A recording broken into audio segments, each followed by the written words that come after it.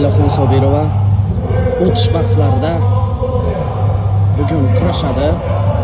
Rossiyalik Anastasiya Sedelnikovaga qarshi kurashadi. Sportchimizga omad tilab qolamiz. Agar rossiyalik sportchi to'sig'idan o'tsa, nasib qilsa bugun kechga bronza medali uchun kurashadi.